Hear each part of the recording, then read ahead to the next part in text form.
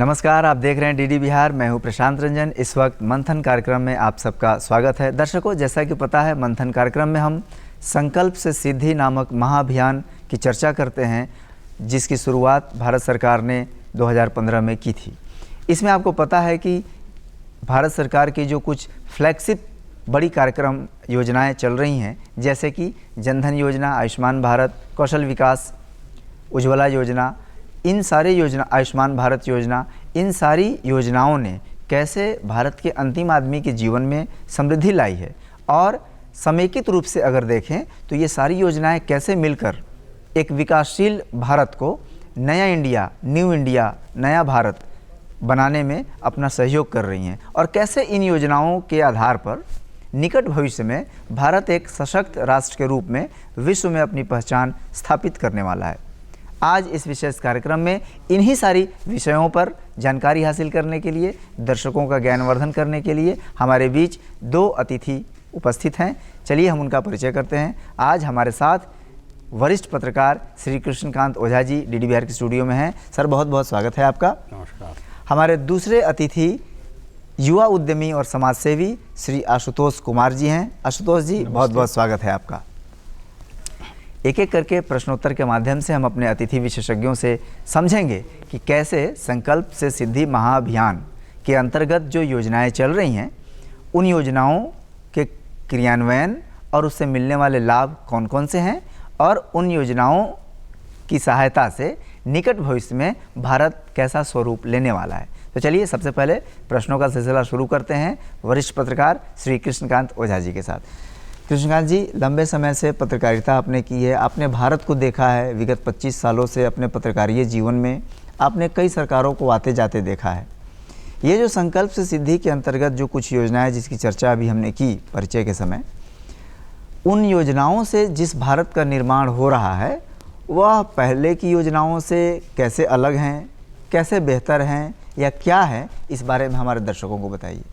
भारत के संदर्भ में जब हम विचार करते हैं तो भारत एक विकासशील देश है। विकसित देश होते हैं, कुछ राष्ट्र जो हैं अविकसित भी हैं। तो विकसित देश उनको माना जाता है जिस देश के नागरिकों का जीवन स्तर उच्च हो, मतलब स्वस्थ हों, उनके पास रोजगार हो, और उनकी जो मानसिकता है उच्च कोटि का हो।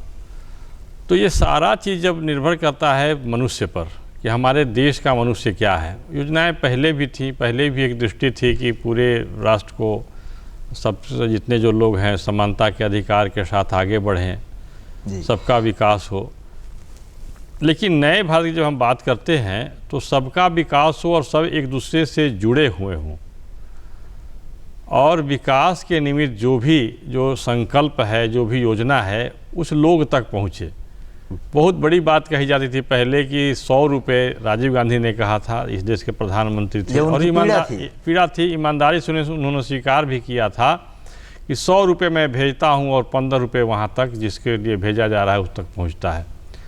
तो इस पूरे जो व्यथा थी उसका निदान करने के लिए नरेंद्र मोदी की सरकार ने व्यवस्था की, प्रयास किया, और डिजिटल युग में जो आप कह सकते हैं, और जिस योजना का नाम आपने लिया जनधन योजना, मतलब प्रत्येक व्यक्ति, प्रत्येक परिवार, भारत का जो भी है नागरिक, उसका बैंक में खाता हो। ये बहुत बड़ी बात है। इस योजना से अब तक 48 करोड़ खाते खुले हो जाए। इसका मतलब कि इतने खाते नहीं थे भारत में? नहीं थे। 48 करोड़ खाता खुलने का मतलब है कि लगभग पूरे भारत का जो परिवार है, परिवार की मैं बात करता हूँ, जनसंख्या की नहीं, लगभग सभी बैंक से जुड़ चुके हैं। तो ये बहुत बड़ी बात है। और इसके बाद अब उनको रोज़गार देना। अब रोज़गार हम भी कुछ करते हैं, अपने तरीके से करते हैं। यदि उसका प्रशिक्षण हो जाए, मान लीजिए हम कुछ कुटीर उद्योग में लगे हुए हैं, कुछ घरेलू उद्योग में लगे हुए हैं, तो किस प्रकार का हम सामान बनाएं। पहले भी तो लोग करते थे, काम करते थे, बटन बनाने का उद्योग था, साड़ी बुनने का उद्योग था, कपड़ा बुनने का उद्योग था, छोटे छोटे स्तर पर था। तो उसको प्रशिक्षित कर देना। अब एक बहुत बड़ा अवसर आया है, जो अब डिजिटल युग में परिवर्तन हुआ है, तो वहाँ भी यदि हम कुछ सीख लेते हैं, हमारे हाथों में मोबाइल है, मोबाइल का रिपेयरिंग हुआ या छोटी छोटी जो त्रुटियां हो जाती हैं उसकी गड़बड़ी को दूर कर देना, तो इससे कंप्यूटर स्वरोजगार है भी तो स्वरोजगार होना। और सबसे बड़ी बात है कि रोजगार और सरकारी नौकरी में भेद करना आवश्यक है और सबको बताना होगा कि सरकार के पास उतनी नौकरी नहीं है, आवश्यकता भी नहीं है। यदि सबको सरकार नौकरी देने लगे तो सारा का सारा जो व्यवस्था है ध्वस्त हो जाएगी और भारत को विश्वगुरु या समर्थ भारत के निर्माण की जो बात की जा रही है, वो जो संकल्प है, वो अभियान है, वो शिथिल पड़ जाएगा, नहीं हो पाएगा। जी, चलते हैं हम आशुतोष जी के पास। आशुतोष जी, अभी अभी कृष्णकांत ओझा जी ने बड़े अच्छे तरीके से बात बताई। इन्होंने जनधन योजना की बात की, फिर वो कैसे पैसा ट्रांसफ़र होता है। अभी एक और महत्वपूर्ण बात की कि सबको सरकारी नौकरी नहीं दिया जा सकता और आवश्यकता भी नहीं है। आप एक युवा उद्यमी हैं, बिहार राज्य में आपने अपने उद्यमिता से खुद तो अपने लिए रोजगार का प्रबंध किया ही, दूसरों को भी रोजगार दिया। तो क्या सरकारी ये जो भारत सरकार की योजनाएं हैं, Kaushal Vikas Yojana, startup India, stand up India, make in India, इन सारी योजनाओं को ध्यान में रखते हुए और एक उद्यमी की दृष्टि से आप बताइए कि कैसे इन योजनाओं की सहायता से, जैसे कि मुद्रा योजना में ऋण दिए जाते हैं, छोटे छोटे 50,000 तक के भी ऋण दिए जा रहे हैं, शिशु जो उसका है, फिर उसमें किशोर में है कि 5 लाख रुपए तक के ऋण मिलेंगे, तरुण में है कि 10 लाख रुपए तक के ऋण मिलेंगे बिना गारंटी के। तो ये ऋण देना, कौशल विकास कराना, स्टार्टअप के लिए मदद करना, इन सारी योजनाओं के परिप्रेक्ष्य में आप स्वरोजगार और आत्मनिर्भर भारत के बारे में हमारे दर्शकों को बताना चाहेंगे? स्वरोजगार के लिए सबसे बड़ा चीज़ है क्या कि आपको पहले तो निश्चित करें कि करना क्या है जी। और स्वरोजगार के लिए छोटी से छोटी उद्यम भी लगा सकते हैं, जैसे अगरबत्ती बनाना, मोमबत्ती बनाना, माचिस की तिली बनाना, उससे भी पैसे आते हैं। उससे भी पैसे आते हैं जी। जैसे कि आपको भी जानकारी होगी कि पूरे भारत में मात्र जो सरकारी नौकरी है मात्र 3% ही जी, बहुत कम दी जा सकती है। 97% को तो भरण पोषण के लिए तो चाहिए ही कुछ, बाकी लोग क्या करेंगे? बाकी लोग तो के लिए तो कुछ छोटी मोटी रोजगार करना ही होगा। तो उसके लिए आप कुछ भी कर सकते हैं। डिजिटल इंडिया आ गया है, डिजिटल इंडिया के माध्यम से बहुत सारे डिजिटल प्लेटफॉर्म हो गए, उस पर भी आप बहुत सारी चीज़ें शेयर कर सकते हैं। एजुकेशनल कुछ प्रशिक्षण दे सकते हैं लोगों को, बहुत सारी चीज़ें हैं जी। और माध्यम जैसे जैसे आप उद्योग का अनुभव होगा वैसे वैसे आपका विकसित होगा और भी। जी जी। ये उद्यमिता पे कुछ बताना चाहेंगे कृष्णा जी? देखिए, उद्यमिता की बात जब करते हैं हम, तो लोग बीच में ही कुछ रोजगार शुरू किए जी और छोड़ देते थे। इस चीज़ पर किसी ने ध्यान नहीं दिया, पूर्व की सरकारें जितनी भी हैं, कि हमने बैंक से लोन ले लिया, किसी तरह से लोन लिया, वहाँ भ्रष्टाचार भी है। और लोन लेने के बाद में जब काम शुरू किए तो काम शुरू करने के बाद फिर आवश्यकता पड़ती है वित्तीय सहायता की, और वहाँ हमको सहायता एकदम बिल्कुल ऐसे समय में जब हमने कुछ जानकारी हो गई, कुछ अनुभव हो गया और अपनी व्यवस्था ठीक कर ली, अब थोड़ी सी आर्थिक सहायता हो जाएगी तो उस काम को हम आगे बढ़ा सकते हैं।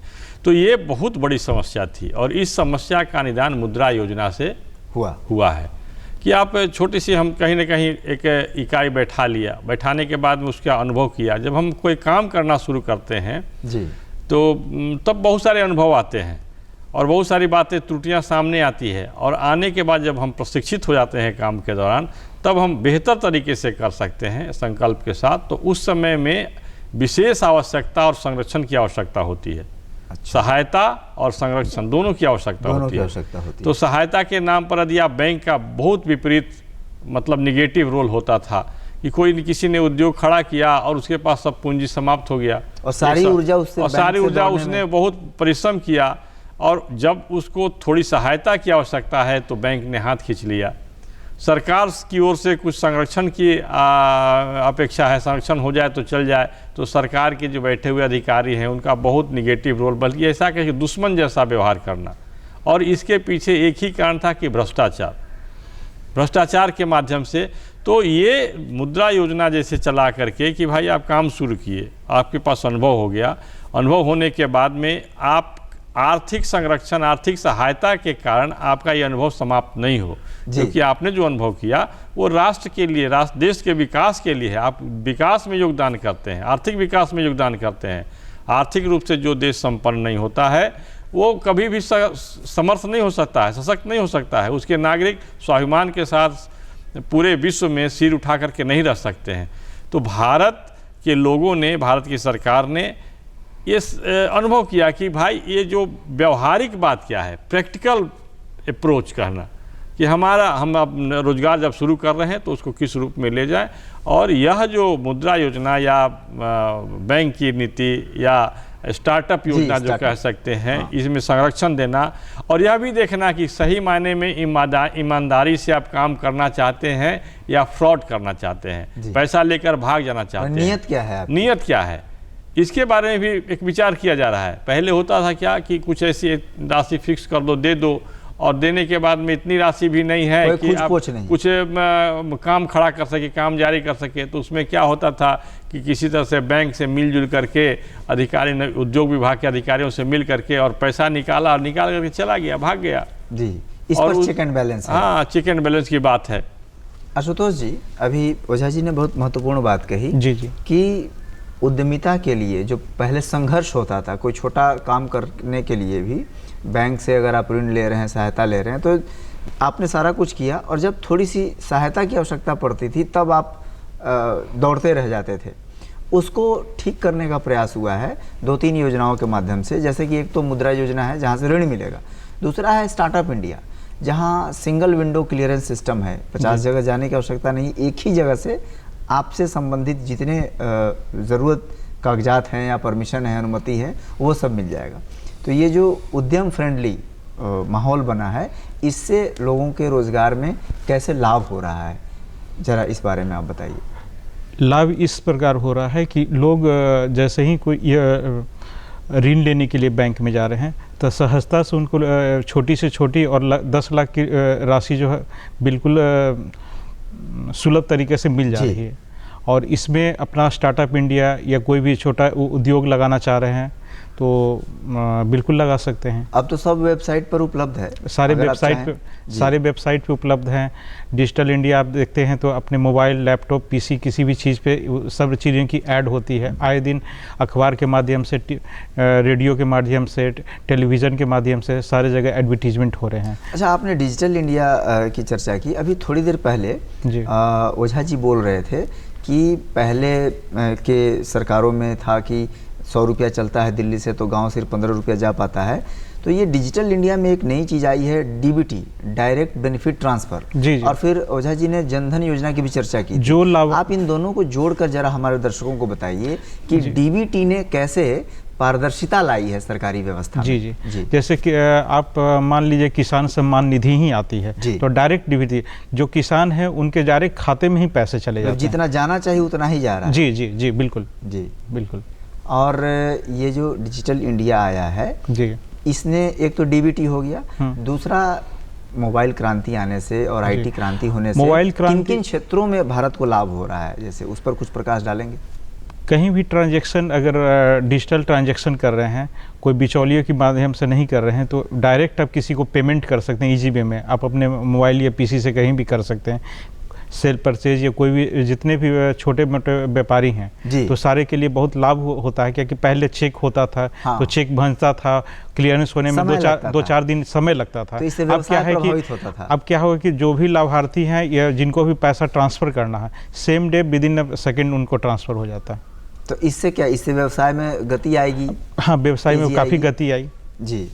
जो चीज़, जैसे कि मान लिया, मैं एक संक्षिप्त में उदाहरण देता हूँ, जिसकी प्राइस कोई कमोडिटी में अगर कुछ खरीदना चाह रहे हैं, जिसकी प्राइस कल बढ़ जानी है, हाँ, मान लिया सपोज दैट उसकी स्क्वायर सिटी होनी है, बढ़ जाना है, तो अभी अगर पेमेंट कर दिए तो उस सेम पेमेंट में आपको कल भी मिलेगा। और ये चेक क्लियरेंस में 3-4 दिन समय लगते थे जी। तो इस दृष्टि से ये ठीक है, इस दृष्टि से ठीक है। हाँ, चलते हैं कृष्णकांत जी के पास। कृष्णकांत जी, आपने बिहार में लंबे समय तक पत्रकारिता की, कृषि पर आपने काफ़ी कुछ लिखा, गाँव को देखा, किसानों के साथ रहे, उनकी समस्याएं जानी, कृषि को लेकर देश में कार्यक्रम बनते रहे लंबे समय से।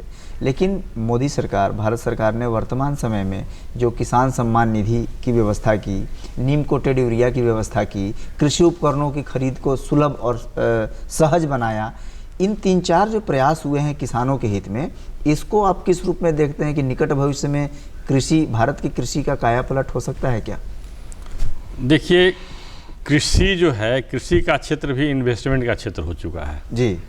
अब आपको सही समय पर खाद, बीज वगैरह देना होता है। सबसे बड़ी बात, दुर्भाग्य की बात यह थी कि खाद के, जिसको फर्टिलाइज़र कह सकते हैं, उर्वरक, उसके काला बाजारी के कारण किसान त्रस्त होते थे जी। 10 रुपये का जो उर्वरक है वो दुगने दाम में, 20 रुपये में, 25 रुपये में, तिगुने दाम में, और कॉमोबेश हर एक सीजन में, हर एक जो सत्र में जी, खरीफ का सत्र हो या रबी का सत्र हो, बहुत हंगामा की स्थिति होती थी और किसान त्रस्त होते और हमेशा खबरें बनती तो थी। इसके पीछे जब देखा गया क्या कि जो यूरिया होता है उसका उपयोग अन्य उद्योग में भी होता है, तो वो काला बाजारी बहुत बड़े स्तर पर होता था, बहुत संगठित मतलब नेटवर्क था उन लोगों का। आप लोगों ने कई खबरें भी प्रकाशित की। खबरें पर तो जब नीम कोटेड आयन लगा तो उसका उपयोग नहीं होने लगा, तो ये बात है, सारी बातें हैं। दूसरी बात यह है कि किसान बचत नहीं कर पाता था। अच्छा। सब्जी बेचने वाला होता था, वो कैश जब रखता था तो कहीं सब्जी लिया, और पहले हम जो जब थे कि डिजिटल क्रांति हो रहा है, आधार कार्ड बन रहा है, तो कई प्रकार की नकारात्मक बातें भी होती थी। लेकिन अभी हाल ही में पटना में एक सर्वे कराया गया, जो सब्जी विक्रेता हैं उनका पेमेंट लेने का मोड क्या है। अच्छा। तो आपको 2000 सब्जी विक्रेताओं से, इसमें जो डायरेक्ट किसान ला करके सब्जी मंडी में देते हैं, या जो खुदरा जो सब्जी विक्रेता होते हैं, फल विक्रेता होते हैं, वो कैसे पेमेंट ले रहे हैं। तो आपको सुन करके आश्चर्य होगा कि 2000 लोगों को एक सैंपल के तौर पर ले करके सर्वे किया गया, उसमें से 1760 एक क्षेत्र विशेष में जी, इस गांधी मैदान के इलाके में एक संस्था ने किया, 1760, 2000 में से 1760 ऐसे सब्जी विक्रेता हैं जिनके पास पेटीएम या गूगल पे का एक है, ऑनलाइन पेमेंट के लिए है, और लोग आराम से वहां पर देते हैं। अब मान लीजिए 30 रुपया है देना है, मेरे पास खुदरा नहीं है, आराम से उसको गए और उसका पेमेंट कर दिया, 10 सेकंड के अंदर में पेमेंट हो गया। तो इसके कारण जो देख रहे हैं कि एक अद्भुत क्रांति, जो मौन क्रांति होने वाली है, समझिए जी, कि सीधे जो सब्जी विक्रेता है, बेचता है, उसका पैसा चला जा रहा है बैंक में, ठीक, और एक पूंजी खड़ी हो रही है।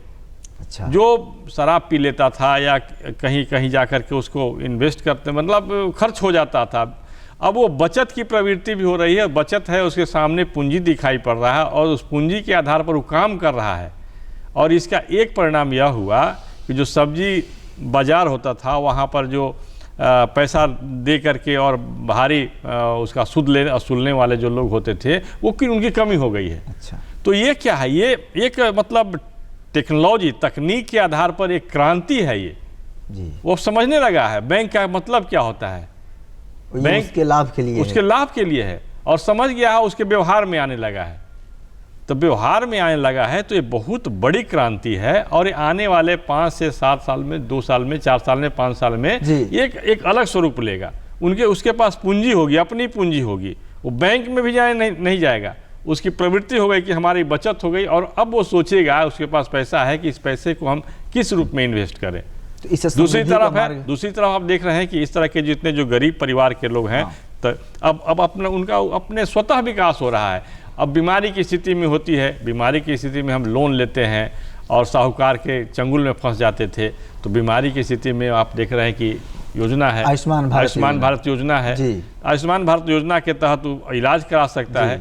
तो ये सारी योजनाएं जब समग्र रूप में, समेकित रूप में कार्य करने लगेंगे, तो अपने संकल्प को पूर्ण करने लगेंगे, तो ये परिवर्तन होगा, बहुत बड़ा परिवर्तन होगा।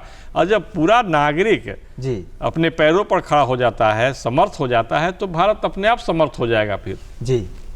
आशुतोष जी, अभी ओझा जी ने बड़े ढंग से 3-4 चीज़ों के बारे में बताया, और अपनी चर्चा के दौरान डिजिटल इंडिया से लेकर किसान और उद्यमिता की बात की, साथ साथ इन्होंने स्वास्थ्य की बात की और आयुष्मान भारत योजना की बात की। तो मेरी थी कि इसको आप विस्तार से आशुतोष जी के पास इस प्रश्न को ले चलते हैं।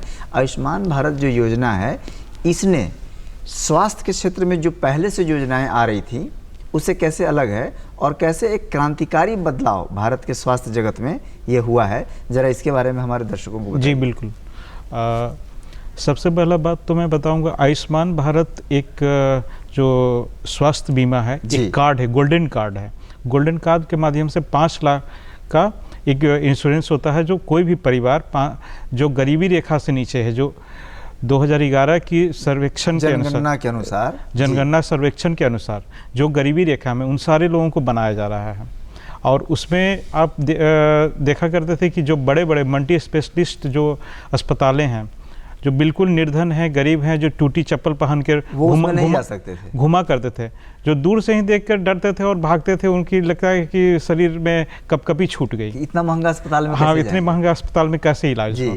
अब क्या है कि वहाँ जाते हैं और आराम से बिल्कुल एक कॉन्फिडेंट होकर के आदमी को एक लगता है कि अंदर से एक आत्मनिर्भरता की महसूस होती है कि मैं भी अब इसमें जा सकता हूँ। जी, मैं भी इसमें जा सकता हूँ। और मैं बता दूं कि लगभग 1292 लिस्टिंग है, बीमारियों की लिस्टिंग है इसमें, इस योजना के माध्यम से। जी, इस योजना के माध्यम से। और जिनके पास कार्ड बनी हुई नहीं है, और पहले क्या होता था कि कार्ड बनाने के लिए ब्लॉक जाना पड़ता था, जो लोग नहीं सक्षम है कि जा सकते हैं, तो उनके नोडल ऑफिसर जाते हैं और उनके घर तक, द्वार तक जा करके और कार्ड बनाने की व्यवस्था करते हैं। ये आयुष्मान आपके द्वार, ये जी, जो बाद में आयुष्मान आपके द्वार आया, जो पिछले साल से ही लागू हुआ। और जैसे कि मान लिया किन्हीं के पास कार्ड है, कार्ड नहीं है और चले गए अस्पताल में भर्ती हो गया, और इलाज के दौरान भी कार्ड बन सकता है, और जो भी अस्पताल का जो भी खर्च आएगा वो आयुष्मान भारत कार्ड के द्वारा ही पेमेंट होगी, जी, बीच में भी बन सकता है। ये जो इतनी सारी जानकारियाँ आपने दे दी आयुष्मान भारत की योजना में, आशुतोष जी, आप समाज सेवा के क्षेत्र में हैं, कई लोगों से मिलते जुलते हैं, गरीब अमीर हर तबके के लोगों से आपका मिलना जुलना होता है। ये जो आयुष्मान भारत की जितनी जानकारियाँ आपने दी, स्वास्थ्य के क्षेत्र में पहले से भी और योजनाएं चल रही थी बहुत सारी लंबे समय से, तो बाकी सारी योजनाओं के मुकाबले ये अलग कैसे है, बेहतर कैसे है, इस बारे में कुछ बताएंगे? अपना अनुभव क्या है आपका? जी, तकरीबन 10 करोड़ लोगों के पास ये परिवारों के पास ये योजना है, तो मानकर चलिए कि ये तकरीबन 50 करोड़ लोगों के पास ये योजना है, जो कि विश्व की सबसे बड़ी स्वास्थ्य योजना, स्वास्थ्य बीमा योजना। हाँ, ये बात तो योजना के बाद कि जितने लोग कवर हो रहे हैं, 50 करोड़ भी माने अनुमान था, तब भी ये दुनिया की सबसे बड़ी स्वास्थ्य बीमा योजना है। जी। और उसके बाद सबसे ये कि कोई व्यक्ति अगर निर्धन से निर्धन हो, बड़े अस्पताल, छोटे अस्पताल, इसमें कोई अस्पतालों की सीमा नहीं है कि सिर्फ सरकारी अस्पताल ही जाना है। निजी अस्पताल में भी, निजी अस्पताल, गैर निजी अस्पताल, जैसे कि जो सेमी गवर्नमेंट जिसको बोलते हैं, अर्ध सरकारी, किसी भी अस्पताल में, अपने चुनिंदा अस्पताल में अब अपना इलाज करवा सकते हैं। संक्षिप्त में एक लाइन में बताइए कि क्या सही में आपको लगता है कि आयुष्मान भारत योजना से, या इसके पहले जो आपने मुद्रा के बारे में बताया, इससे एक नया भारत का निर्माण हो सकता है? जी, एक क्रांति आई है। जी, जैसा कि आशुतोष जी, समाजसेवी और वरिष्ठ पत्रकार कृष्णकांत ओझा जी बता रहे थे कि 4-5 जो योजनाएं हैं, उन योजनाओं के माध्यम से किस प्रकार से भारत में एक मौन क्रांति आ रही है, और जनधन, आयुष्मान, स्टार्टअप और किसान सम्मान निधि की चर्चा करके इन्होंने बताया कि इन योजनाओं से नागरिकों के जीवन में जो समृद्धि आ रही है, वह जब कलेक्टिव यानी समेकित रूप से होगा, तब भारत एक सशक्त भारत के रूप में विश्व में अपनी पहचान बना पाएगा। इन सारी जो सरगर्भित जानकारियाँ हैं, हम चाहते थे कि ये अच्छी चर्चा आगे भी जारी रहे, लेकिन हमारे पास समय की सीमा होती है। आइए हम अपने अतिथियों को धन्यवाद देते हैं। कृष्णकांत ओझा जी, डीडी बिहार के स्टूडियो में आने के लिए बहुत बहुत धन्यवाद। आशुतोष जी, आपका भी बहुत बहुत धन्यवाद। समय हो चुका है, हमें दीजिए अनुमति, लेकिन डीडी बिहार पे अन्य कार्यक्रमों का सिलसिला अनवरत जारी रहेगा, तो देखते रहिए डीडी बिहार। नमस्कार।